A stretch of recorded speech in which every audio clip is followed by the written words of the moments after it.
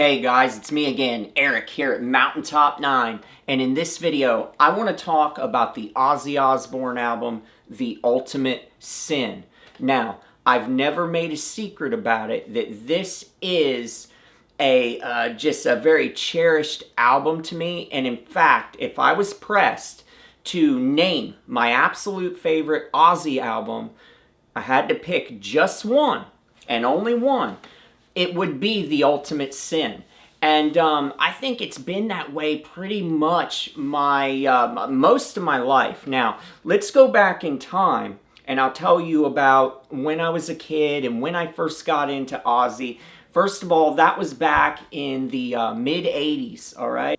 I wasn't even 5 years old yet when my dad played me Bark at the Moon. That's my first conscious memory of hearing Ozzy. I was probably only 4 years old at the time, and I remember him playing me Bark at the Moon in the car and just loving it. I just fell in love with that song from the first time I heard it. And not only that, but Ozzy's voice. Ozzy had a one-of-a-kind voice that even though every now and then you'll hear someone try to mimic his inflections, his intonation, and just that kind of nasally, I guess you'd call it, style that he has. Even though you hear people now and then, hell, even Zakk Wylde has done it. I'm not a Black Label Society fan. I'm not even a big Zakk Wylde fan in general. I don't want to get down that road and start talking about his guitar playing and how oftentimes his guitar playing just really pisses me off, because that's a whole nother video. But the point I was making is, I remember one time hearing that Black Label Society song, Stillborn. And, in that song, just put on that song and you'll hear how Zakk Wylde is trying to emulate, okay? He's trying to mimic Ozzy's style. But even hearing that, you can tell it's just someone trying to copy Ozzy, but they can't. They can't sound like him. No one can. Ozzy was one of a kind. That voice was just one of a fucking kind, and no one will ever be able to, just perfectly do what he did. And his knack for melody and everything else. But I'm getting off on a tangent. When I was a kid and I first heard Bark at the Moon, man, I was instantaneously an Ozzy fan from that moment on. Now, at that time, my dad had the first 4 Ozzy solo albums. He had on cassette tape and on vinyl as well, but it was cassette tapes when I was growing up that I always used. I had little tape players and I'd play the tapes. And anyway, on tape, he had Blizzard of Oz, he had Diary of a Madman, Bark at the Moon, and The Ultimate Sin. So I'm guessing this was around 1987 when I first heard Ozzy, okay, when I first consciously knew what I was hearing. I was like 4 years old. I was born in 1983. And here's my point. Even though Bark at the Moon was the first Ozzy album I heard, therefore it's from the Jake E. Lee era. Now, some people will try to say, oh, that was the first Ozzy album you heard was from the Jake E. Lee era. Therefore, that means you're just being biased. You're predisposed towards the Jake E. Lee albums because you heard them first. But that couldn't be further from the truth. That's not the way it is if you hear me out on this. My dad had all 4 of the first Ozzy albums. And when I was 4 years old, I didn't know the difference between Jake E. Lee and Randy Rhoads. I was looking at the 4 Ozzy albums that I had access to from a little kid. I just looked at them as Ozzy albums. So I looked at each album with an unbiased eye. I just liked what I liked. And the thing I gotta tell you, first of all, one of the most vivid memories of when I was a kid was just those album covers at the time. Seeing the album cover for Diary of a Madman. I still remember in my head, it's like this memory locked away in the recesses of my mind. I remember being out in the driveway and in my dad's car picking up the cassette tape for Diary of a Madman and looking at the cover, and I knew it was Ozzy and everything. And that album cover for Diary of a Madman, man, that gave me the creeps. It scared me. The thing that people don't realize that are younger than people, like I said, I'm 43 years old. People that are, in their early 30s or mid 30s and younger, in their 20s and all this, they don't understand. If you weren't around in the 80s, if you weren't around when all of that controversy around Ozzy was going on, you don't understand then the kind of character, the kind of impression that Ozzy made on people at that time. We live in a society now where we have instant access to anything we want.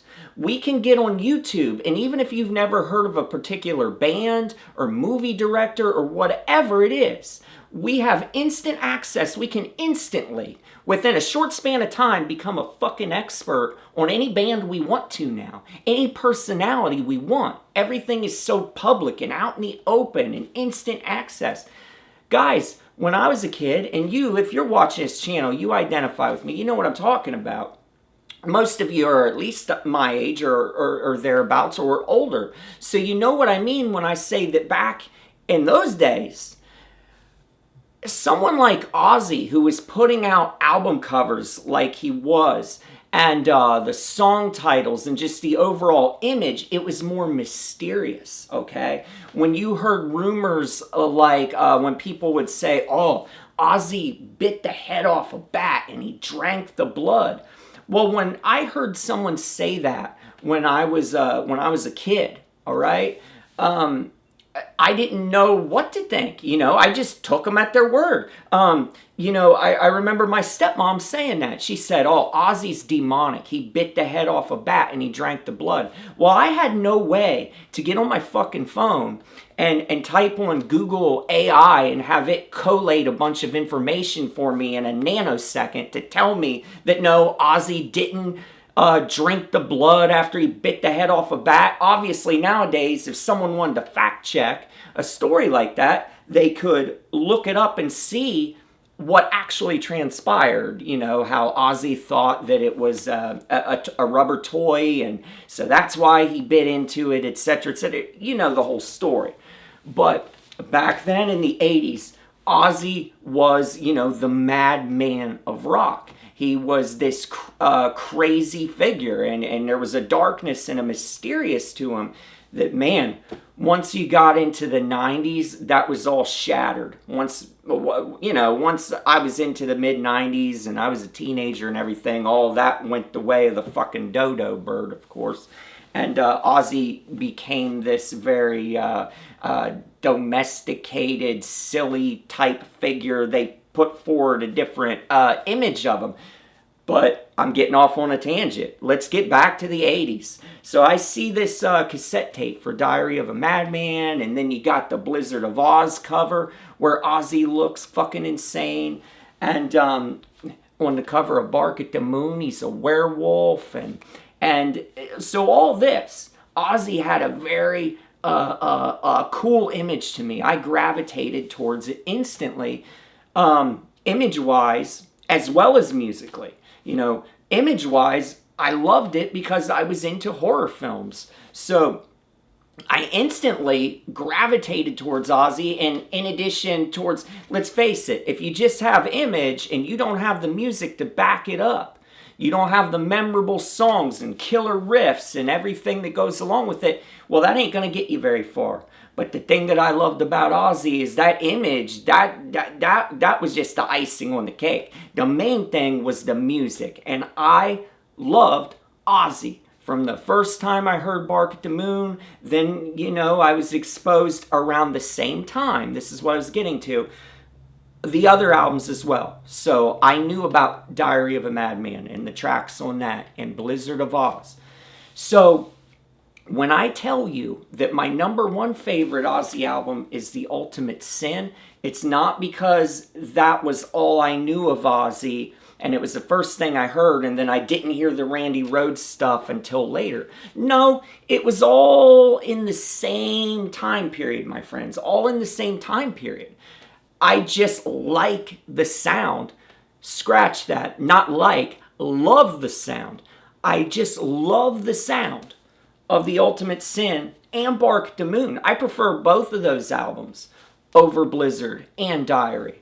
Now, that doesn't mean that Diary of a Madman, especially that album, I really think Diary of a Madman is a kick-ass album. But the production on Diary of a Madman and Blizzard of Oz just isn't as much my thing as the sound that you get on the Jake E. Lee albums. I just like the sound on those albums better. To me, those albums have more atmosphere.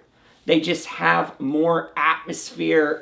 There's just more going on. It's more immersive to me, those two albums, than the two Randy Rhoads albums. So anyway, let's talk though specifically about The Ultimate Sin. Let's talk about the tracks on it and just get into why I love it so much. First of all, I was just talking about the sound of it. A lot of people criticize The Ultimate Sin and they say, oh, this is Ozzy's hair metal album. First of all, the image at the time of Ozzy on stage with the gowns that he was wearing, robes, whatever you want to call them, and he had his hair all teased and blonde. Guys, that really doesn't matter to me what he looked like on stage. What matters is the music. So yeah, they had this very teased mid-80s look, but so did Dio's band at the time, and so did a lot of other bands. So, I mean, that really doesn't mean shit to me. So that's just a peripheral thing. When they say that this is Ozzy's hair metal album, a lot of that has to do with the image. But I understand it also has to do with the sound as well. But in that case, I think people are that's just a bias. Really, I think it's because they like that stripped down sound on Blizzard and on Diary of a Madman, whereas I'm kind of the opposite. I think that basic meat and potatoes sound that they had going on Blizzard of Oz and Diary of a Madman is boring compared to Bark the Moon and The Ultimate Sin. You know, and like I said, I was there right at the time comparing them, hearing them right at the same time, and I was able to just say, I didn't even have to have it be a conscious thought. My mind was like, I like these two albums better than these two albums. I just did. Right then and there. Okay? And I like that flashy sound. But in addition, it's not just flashy, because Randy Rhoads played with a lot of flash and had lots of crazy leads and runs that he'd do in his riffs and all that shit. But the sound, that immersive, there's a dirtiness to the riffs. If you listen to the riffing that Jake E. Lee does on The Ultimate Sin and compare it to the riffing that Randy Rhoads is doing on Blizzard of Oz, it's like worlds apart, the sound, because the sound on Blizzard of Oz is just more dry and basic. Whereas on The Ultimate Sin, The Ultimate Sin just has this raunchy sound to it. It's dirty. It's a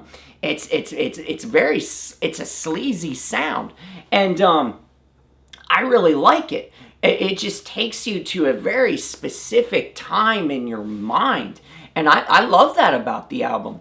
Now, another thing that people don't that they will let influence them is that Ozzy himself didn't like The Ultimate Sin for whatever fucking reason. And he had different reasons. I think a lot of it had to do with what he looked like at the time. But then another thing with Ozzy is I felt like he really, it seemed like he had issues with Jake E. Lee. They never got on an interpersonal level, okay? Just didn't get along. So I think that influenced it as well. But a big thing I just know from reading interviews with Ozzy is he was always complaining about the look. But here's the thing. Regardless of whether Ozzy disliked The Ultimate Sin for its sound, because he very well just might not like the production on it. Okay, whatever. He also didn't like his look at the time. All that shit. Whatever the case.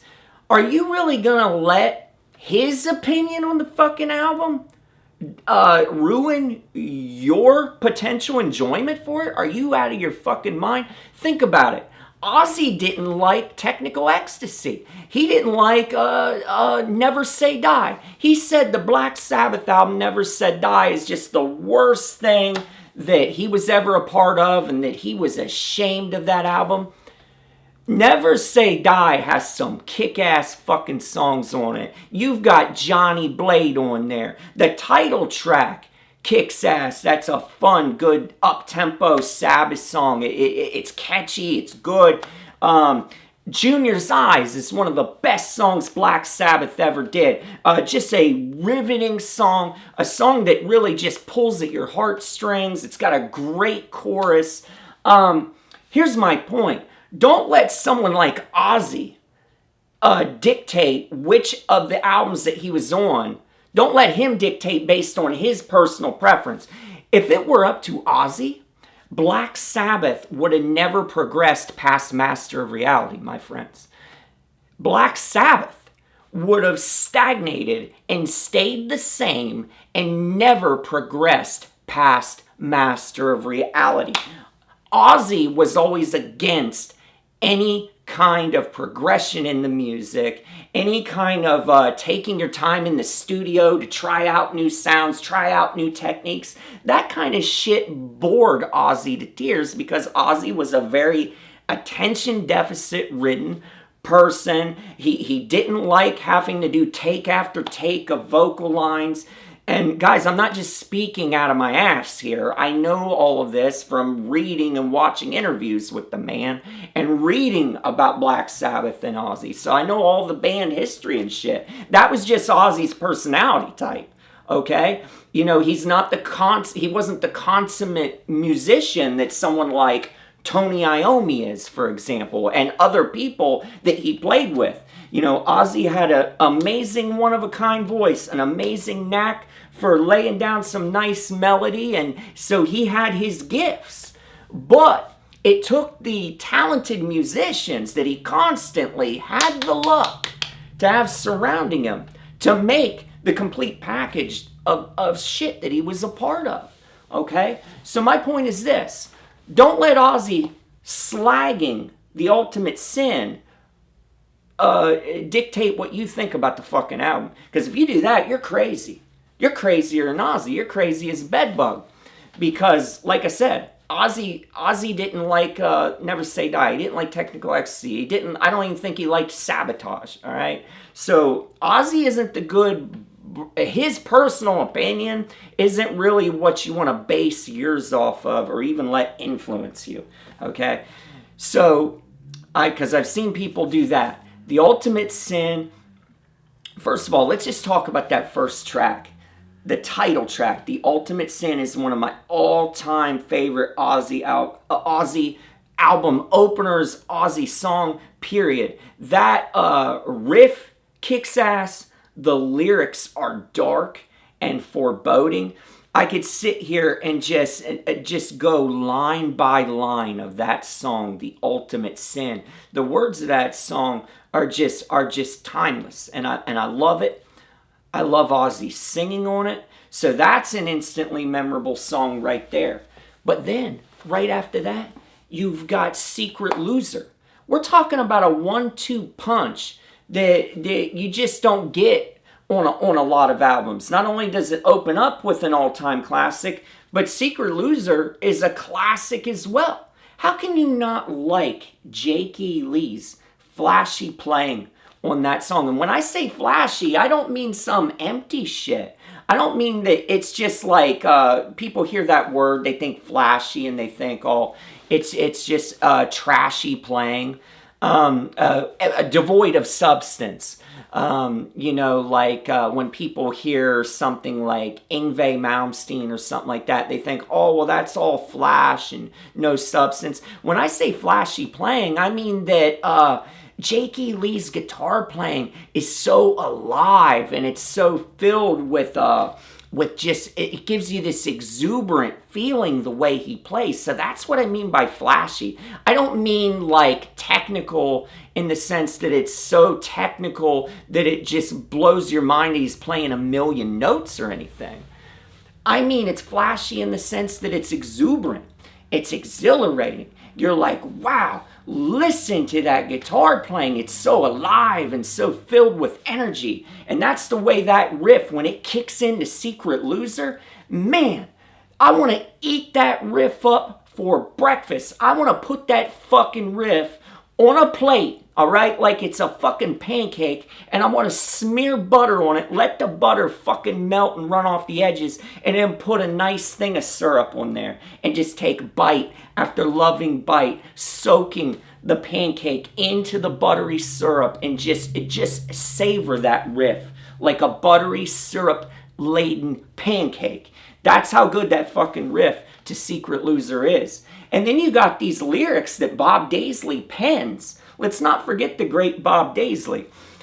He pens these fucking lyrics for Ozzy that just go perfectly with Ozzy's persona, as well as what he deals with in his life. Because Ozzy had a lot of turmoil, a lot of problems. The guy was a fucking alcoholic and, a drug addict and all that stuff. So the lyrics to a song like Secret Loser, they just fit perfectly with Ozzy. And Ozzy sings the words with so much emotion and so much clarity. And you just feel like you feel like the words you're hearing in a song like Secret Loser, you feel like they're so genuine.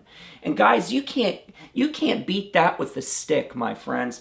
I love things that are genuine, things that have passion, things that have feeling where you can go, man, I totally relate to what that guy's singing. I can identify with that line. And a song like Secret Loser, there are lines in that song that just cut you to the bone. Like that part in the song where he says, seeing is not believing. It don't mean a thing.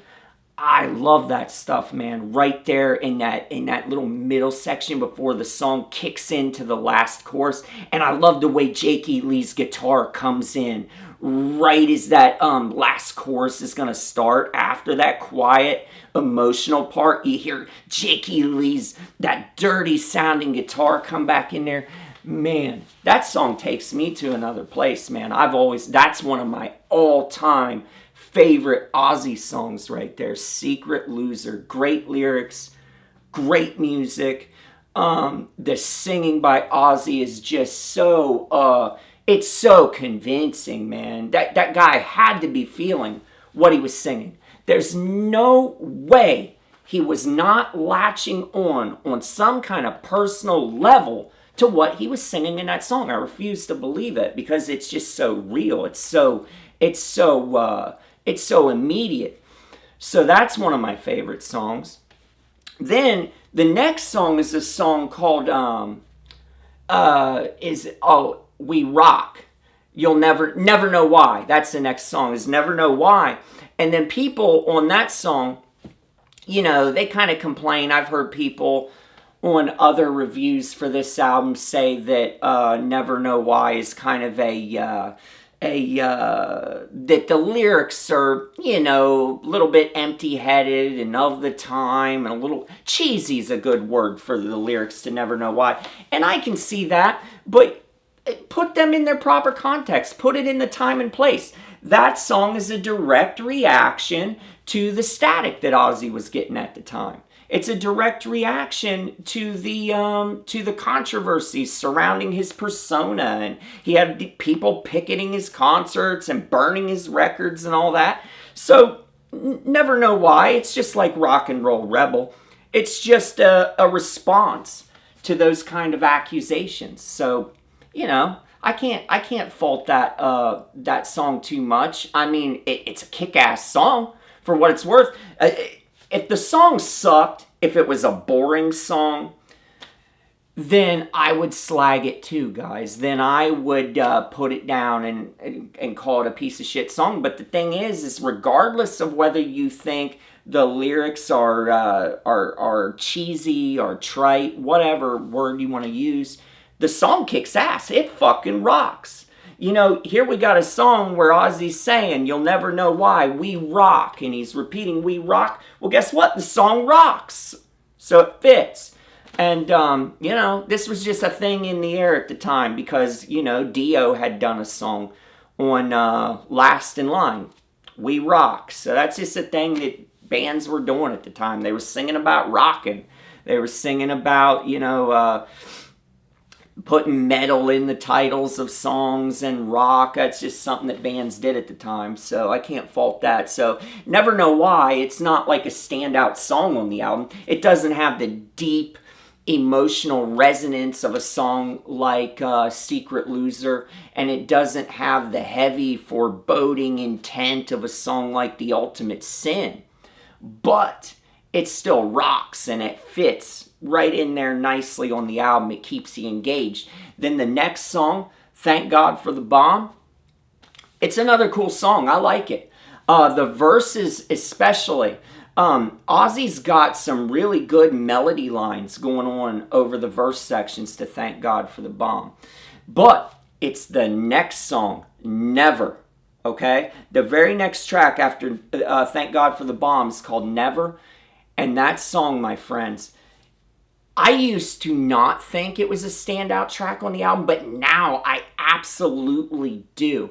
And it's all because of Ozzy's brilliant melody line over the main verses. The way he spits out the lyrics to the main verses there, it's just so, it's like ear candy, guys. Listen to that song. Put on that song Never, okay? It's track 5 on The Ultimate Sin, and just listen to the way Ozzy sings the verse lines. That melody line that he came up with to sing over Jake E. Lee's guitar playing, man, it's just so ear-catching, and it basically, like I said, it's ear candy. So I really like that song now, and I think it's actually one of my favorites on the album, whereas I used to overlook that song when I was younger. Then another song, you know, I'm not going to go too long with each track, but Lightning Strikes Again, okay? That's the song that starts off the second half of the album, Lightning Strikes Again. Catchy tune. It's in the same mold as Never Know Why. It's another song about rebellion and rockin', you know, that kind of thing. But when I listen to a song like that, guys, it's not rocket science. You know what you're getting into with a song like Lightning Strikes Again and Never Know Why. You're not listening to those two songs for the emotional wallop that you'd get on a song like Secret Loser. These songs are just up-tempo, raunchy 80s rockers. And I'll tell you what, they do the fucking job. And I'll tell you another thing, they're better than No Bone Movies. Are you fucking kidding me? The same people that, like, they just bow at the altar of Blizzard of Oz and Diary of a Madman and worship those two albums like they're the pinnacle of Ozzy's fucking career. Like they're just everything. A lot of times they fail to point out that those albums have their weak moments. Do you really think, you know, the same people that'll criticize a song like Never Know Why and Lightning Strikes Again are the same people. It's like they have a blind eye, see no evil, hear no evil with a song like No Bone Movies. Listen to that song. What kind of song is that? What about Steal Away the Night? I mean, are you serious? That's not some heavy, hardcore, dark Ozzy song or anything like that. Those songs are lightweight Ozzy songs, if you were. And guys, you got to understand, I'm not lambasting those songs either. Those aren't my favorite songs, Steal Away the Night and No Bone Movies, but I'm able to compartmentalize them in my head and know that if I was reviewing Blizzard of Oz, those two songs would be lower on the totem pole than a song like, say, Suicide Solution or Revelation Mother Earth. Those are two standout songs on Blizzard of Oz, okay? I'd be able to point out that not everything Saint Randy Rhoads did And that's the way people make it, and it's really aggravating. You know, they make it out like Randy Rhoads was the greatest guitar player to ever strap on a guitar and play with Ozzy. And, you know, you can have that as a personal opinion, but it's not fact. Just because the guy died tragically at a young age, that doesn't automatically, like, make it that he's this uncriticizable figure and that everything that he fucking put his guitar pick to was utter gold. You know, no, he was immortal just like anyone else, and some songs he played on were good, and people can have opinions, you know. There's just this elevation of Randy Rhoads, like he's just untouchable, and he's automatically number one. Automatically, the number one Ozzy guitar player of all time. No questions asked, no room for discussion, and if you think anything else, then that just means that you came in at a later period, blah, blah, blah, blah. No, it's bullshit. That's why I started this video by saying I was exposed to Blizzard, Diary, Bark, and The Ultimate Sin all at the same time. Same time period, and didn't even know the names of the guitar players. I didn't know the personnel. You guys think I knew who wrote the fucking lyrics to the album and who produced these albums when I was a kid? No.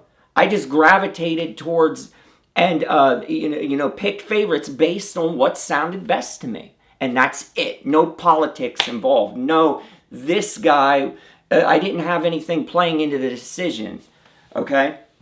So, let's get back on track, because now I just got off on a whole nother thing. Somehow I got on talking about Randy Rhoads and everything. Oh, I guess because I've heard too many people bash The Ultimate Sin, and it seems like a lot of times the same people that bash Ultimate Sin and Bark at the Moon, they're like hardcore Randy Rhoads lovers. They're hardcore lovers of those two albums, and I just feel like they just mercilessly beat these two albums with a stick. I've heard it. They do it, and it's painful to listen to. Now, do a thought experiment. Imagine if the people that did that, they have their opinions, I have mine.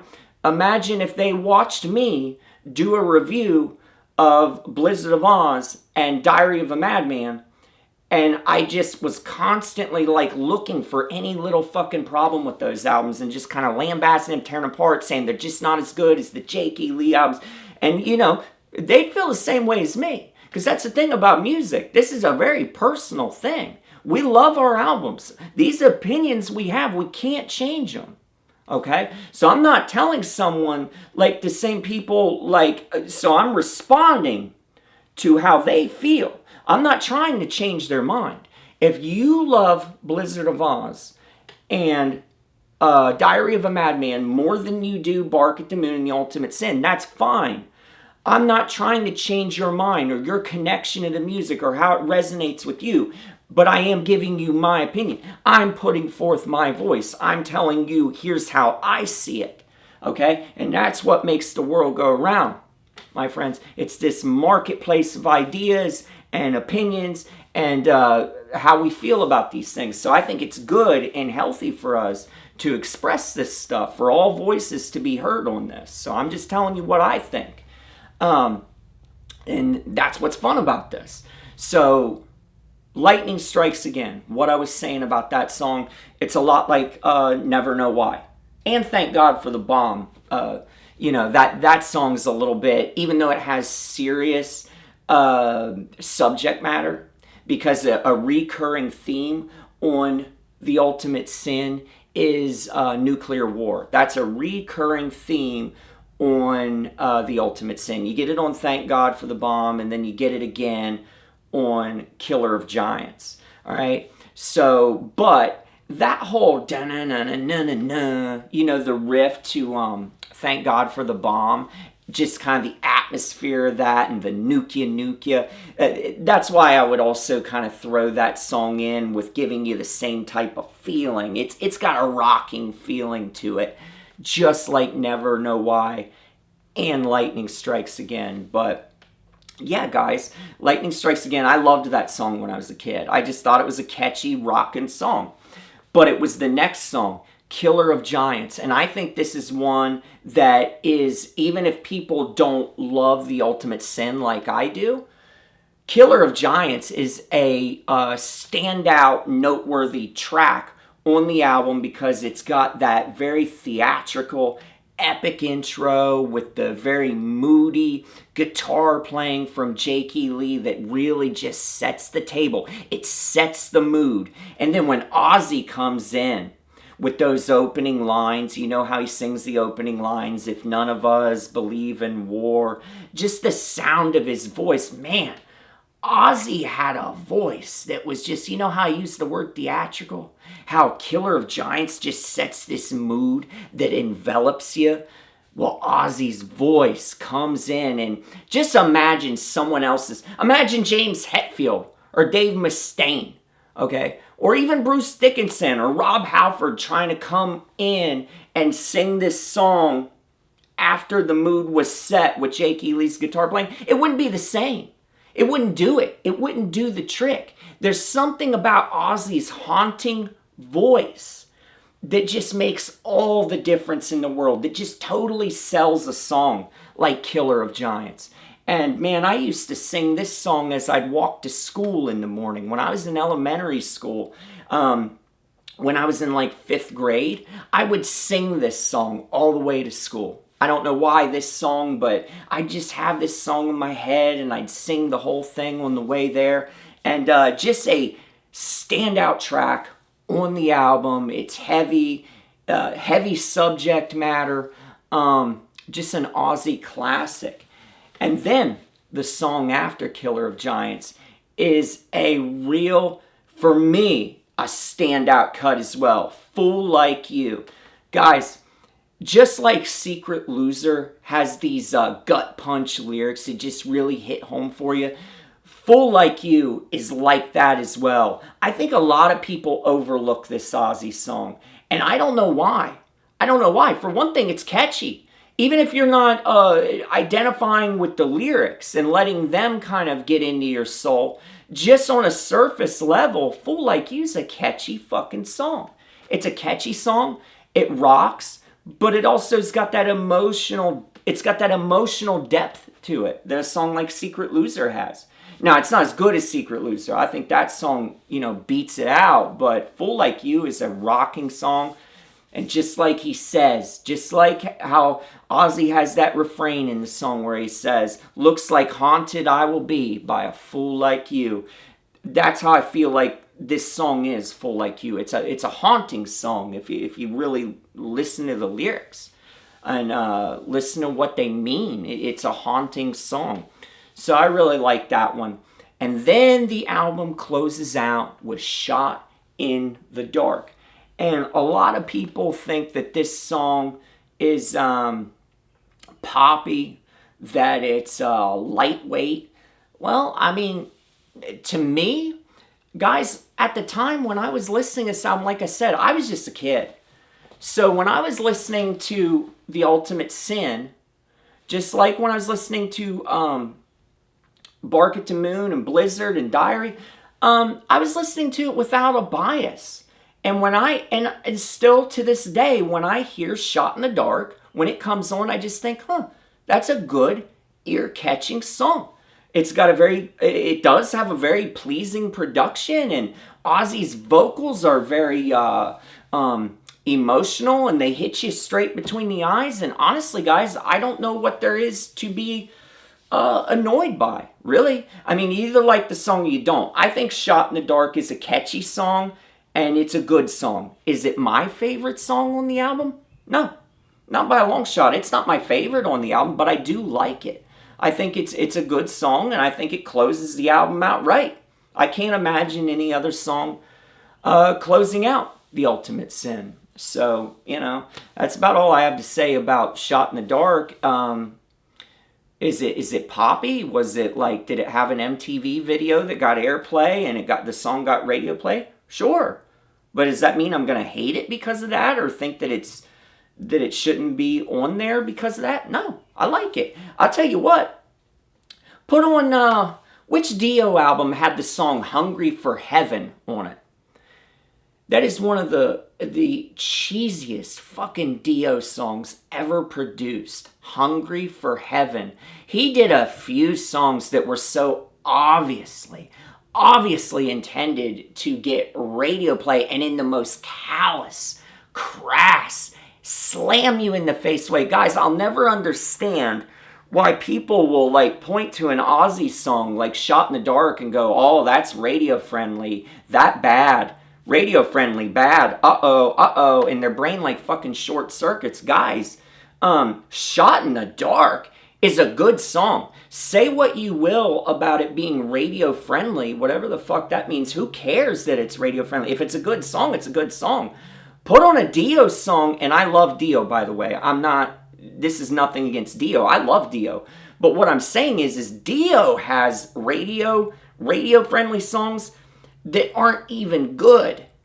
I'll cut you slack if you make a slickly produced radio friendly song if it's a good song. If it resonates with you on some level, then fine. I don't care whether it's radio friendly. That don't matter to me. The criteria that I look at something is it good or not? Is it bad or good? Is it entertaining? Is it boring?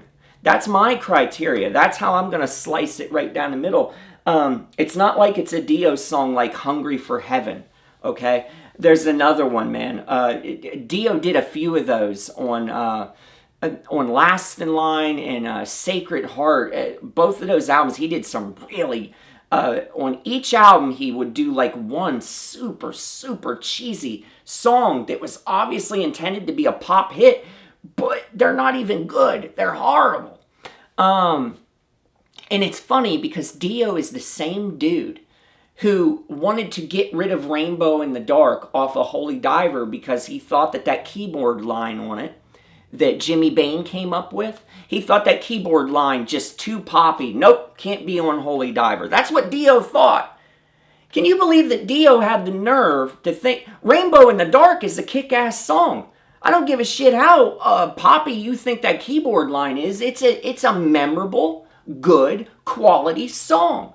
It's one of the most memorable Ronnie James Dio songs that there is. The same guy that wanted to take Rainbow in the Dark off the album and needed convinced to leave it on is the same guy that apparently was in full support of Hungry for Heaven. And like I said, that's not the only one. There's another really super cheesy-ass Dio song on one of those albums, either Last in Line or Sacred Heart, but I'm kind of going blank on it right now. But my point is Shot in the Dark closes The Ultimate Sin off in great fashion. It's a perfect fitting end to the album. And so yeah, guys, I kind of went through each track on the album and just wanted to tell you that, yeah, The Ultimate Sin still to this day gets hate from people based on the image of the band at the time that it came out. Some people just don't like that sound quality. That mid-'80s production sound is just a real... For some reason, I love it. I could eat it like bowls of Cinnamon Toast Crunch, like just bite after sugary bite. I love the sound of The Ultimate Sin. Absolutely adore it. Whereas there's other people that go, no, I much prefer the basic meat and potatoes sound of Blizzard of Oz. I'd rather just hear that all day than The Ultimate Sin. Well, you know, different strokes for different folks. And guys, by the way, there's stuff I like on Blizzard of Oz and Diary of a Madman. For you guys that are new to my channel and don't know me, even though you've heard me say things in an unflattering light at times as far as my hierarchy of how I prefer the Ozzy albums, like I said, I grew up on Ozzy. So I loved those albums too at the time, Blizzard and Diary of a Madman. It's just as the years, from that time and especially as the years have progressed, an album, especially like Blizzard of Oz, just doesn't resonate with me like it did way back then. I quickly kind of just got bored with songs like I Don't Know and Crazy Train, okay, and Mr. Crawley. Those songs to me, and you got to understand, I saw Ozzy in the live setting over and over again, and Ozzy just loved, like a security blanket, Ozzy loved singing the same damn songs over and over again, okay? every damn concert he had to do I Don't Know, Crazy Train, Goodbye to Romance, Suicide Solution, Mr. Crawley, practically doing the whole fucking album. You know what I mean? So I heard those songs so much, but it goes beyond that. Just hearing them over and over again, it's the sound, the production, everything that makes Blizzard of Oz just not the album that's dearest to my heart. Now, Diary of a Madman, on the other hand, that album has more oomph to it, better production on that album, so there's more heaviness and more of a sinister quality begins to come out on Diary of a Madman. So that album from the first two, I still do have a fondness for and will return to more often, you know. But that'd be getting off on a different track if I started talking about that. The main thrust of this video was talking about The Ultimate Sin. I wanted to praise the album. I wanted to defend it from its detractors and just try to sell you on why people like me really love the album, okay? And I wanted to illustrate especially the fact that I'm not coming at it from a biased way, because when I was exposed to these Ozzy albums, I just had them all at my disposal, and I didn't pick it based on what guitar player was on it, okay? Or anything like that. There was no politics involved. It was just purely what sounds better to me. And what always sounded better to me was The Ultimate Sin, and Bark at the Moon for that matter. Just both of those albums, I just prefer the immersive atmosphere of those two albums over the first two Ozzy albums. You know, we can all agree that those first two Ozzy albums are what got him off to the grand, you know, beginning that Ozzy got off to in his solo career. All right, and hey, guys, another thing we got to keep in mind is that if Randy Rhoads had lived, and let's say he had stuck it out with Ozzy, let's say he had stayed with Ozzy and recorded more albums past Diary of a Madman, odds are the sound would have still shifted. That production quality, you still would have got that mid-80s production quality regardless. That most likely was going to happen anyway, because that's just how things developed and it evolved over the course of the 1980s. You saw all the bands go through that. And but anyway, guys, I hope you enjoyed this video. Let me tell you my three favorite songs off of The Ultimate Sin. If I had to pick three in a pinch, I'd say Secret Loser, The Ultimate Sin, and I'm going to go with Never for my number three. It's very close with Full Like You, though, because I love that track, too. But those are my favorites off The Ultimate Sin, guys. Let me know in the comments what you think of The Ultimate Sin and anything else you want to tell me about Ozzy. And guys, I'll be doing more reviews for more Ozzy albums and Black Sabbath albums. I want to go back and re-review all the classic Ozzy albums and Black Sabbath albums. I want to re-review a lot of that stuff and just go through the albums again. And I hope you enjoyed this, and I'll be seeing you again really, really soon.